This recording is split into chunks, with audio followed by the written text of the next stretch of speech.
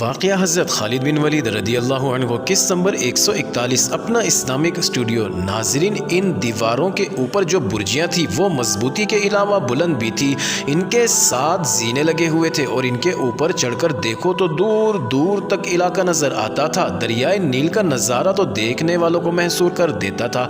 قلعے کے ایک پہلو سے نیل گزرتا تھا، جیسے اس طرف کی دیوار دریا میں کھڑی ہو۔ صدر دروازہ دریا کی طرف کھلتا تھا اور یہ دروازہ لوہے کا بنا ہوا تھا یا اس پر لوہے کی چادریں ڈالی گئی تھی۔ اس طرف کشتیوں کا ایک بیڑا ہر وقت تیار رہتا تھا۔ وہاں سے بالکل سامنے نیل بہت چوڑا ہو کر دور دور تک پھیل جاتا تھا۔ پھیلاؤ کی وجہ سے دریا کے عین وسط میں ایک وسیع خطہ خشکی کا رہ گیا تھا، جہاں ایک مضبوط قلعہ تعمیر کیا گیا تھا۔ اس قلعے کا نام روضہ تھا۔ اس قلعے میں فوج ہر وقت موجود اور تیار رہتی تھی۔ بوقت ضرورت یہ فوج کشتیوں میں بیٹھ کر فوراً بابلیون میں پہنچ جاتی اور محاصرہ کرنے والے اس کمک کو روک بھی نہیں سکتے تھے اور آخر ناکام رہتے تھے۔ ناظرین، قلعہ بابلیون میں اتنے زیادہ کنویں موجود تھے کہ پانی کی قلت کا سوال ہی پیدا نہیں ہوتا تھا۔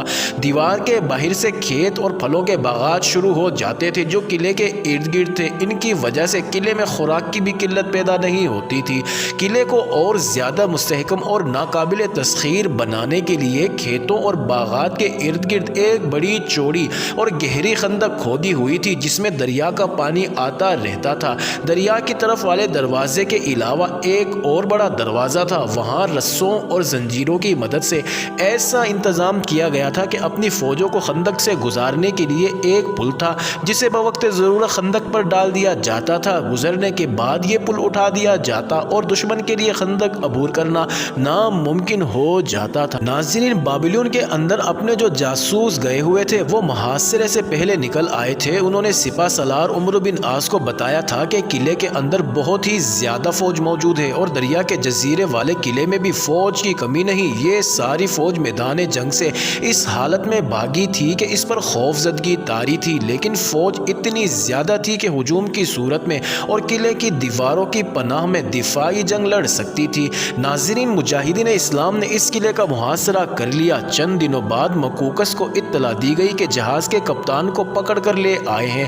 مکوکس نے اسی وقت کپتان کو حاضر کرنے کا حکم دیا۔ زندہ رہنے کا ارادہ ہے تو سچ بول دو، مکوکس نے کپتان سے کہا۔ تم ایک لڑکی اور 2 آدمیوں کو اسکندریہ سے بزنطیہ لے گئے تھے اور انہیں ہرکل کے سامنے پیش کیا تھا۔ ان آدمیوں کو تم نے ہتکڑیاں اور بیڑیاں کیوں ڈالی تھیں؟ کپتان گھبراہٹ کے عالم میں ادھر ادھر دیکھنے لگا اور یوں پتا چلتا تھا جیسے اس کی زبان گنگ ہو گئی ہے۔ اس کے چہرے کا رنگ اڑ گیا تھا، جو اس کے لیے جرم کا ثبوت تھا۔ میں تمہیں قتل نہیں کرواؤں گا، مکوکس نے کہا۔ تمہارے اتنے بڑے جہاز کو آگ لگوا دوں گا اور تمہارے پاؤں میں بیڑیاں ڈال کر کھلا چھوڑ دوں گا اور پھر بھیک مانگتے پھرنا۔ کپتان جان گیا کہ ساری بات کھل گئی ہے۔ اسے یہ احساس بھی تھا کہ وہ کسی معمولی سے حاکم کے سامنے نہیں بلکہ اس ملک کے فرما رواں کے سامنے کھڑا ہے، جو اسے کھڑے کھڑے قتل کروا سکتا ہے۔ وہ مکوکس کے پاؤں پر گر پڑا اور ماتھا رگڑنے لگا۔ اس نے ساری بات سنا ڈالی اور کہا کہ یہ اس نے ایک تو انعام کے لالچ سے کیا اور دوسری وجہ یہ کہ وہ ہرکل کے مداحوں میں سے تھا۔ مکوکس صرف یہ جاننا چاہتا تھا کہ ہرکل کو پتہ چل چکا ہے یا نہیں کہ اس نے ہرکل کے قتل کا انتظام کیا تھا۔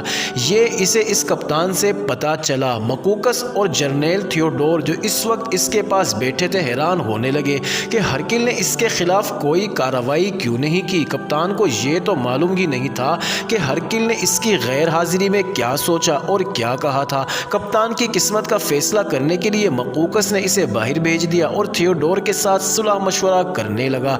اس نے کہا کہ اس شخص نے سچ بولا ہے، اس لیے اس کی جان بخشی کر دی جائے۔ نہیں، تھیوڈور نے کہا، اسے آزاد کر دیا تو یہ سب سے پہلا کام یہ کرے گا کہ بزنطیہ جا کر ہرکل کو بتائے گا کہ ہم نے اس سے اندر کی بات معلوم کر لی ہے۔ اس کے بعد ہرکل ہمارے خلاف کچھ نہ کچھ ضرور کرے گا۔ اس کپتان کا زندہ رہنا ہمارے لیے ٹھیک نہیں۔ مکوکس نے حکم دے دیا کہ اس کپتان کو جلاد کے حوالے کر دیا جائے۔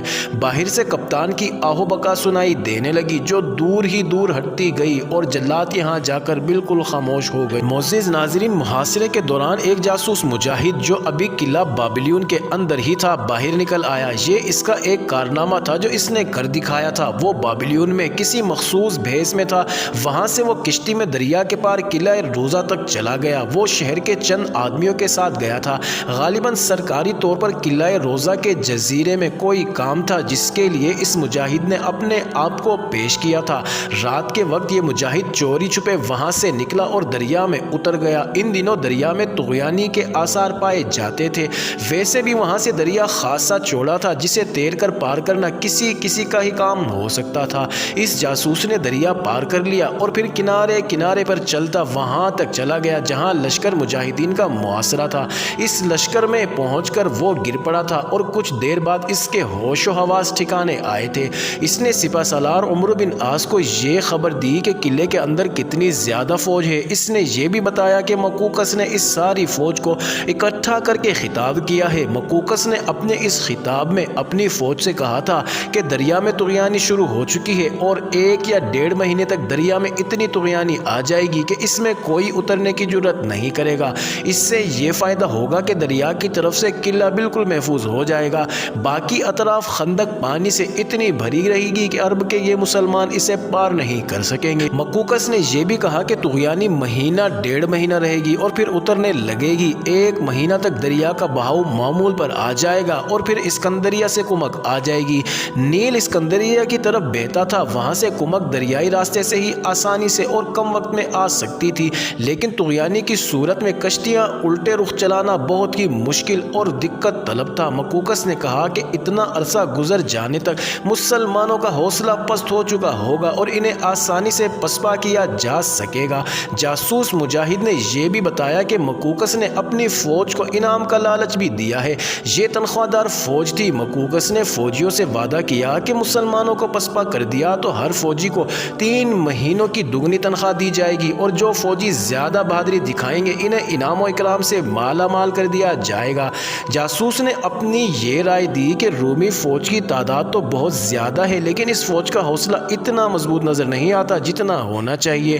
اس نے مزید یہ بتایا کہ جو فوجی مسلمانوں کے مقابلے میں آئے اور بھاگ گئے تھے وہ تو مسلمانوں کا نام سنتے ہی چپ ہو جاتے تھے۔ رومی فوجیوں کی یہ کیفیت تاریخ میں بھی صاف الفاظ میں آئی ہے۔ وہ اپنی بزدلی اور کمزوری پر پردہ ڈالنے کے لیے مجاہدین اسلام کے متعلق بڑی دہشت ناک باتیں سناتے تھے۔ ان میں سے بعض کی باتوں سے یوں ظاہر ہوتا تھا جیسے عرب کے یہ مسلمان جنات یا بھوت پریت۔ معزز ناظرین، جاری ہے اگلی ویڈیو قسط نمبر 142 میں دیکھنا مت بھولیے گا۔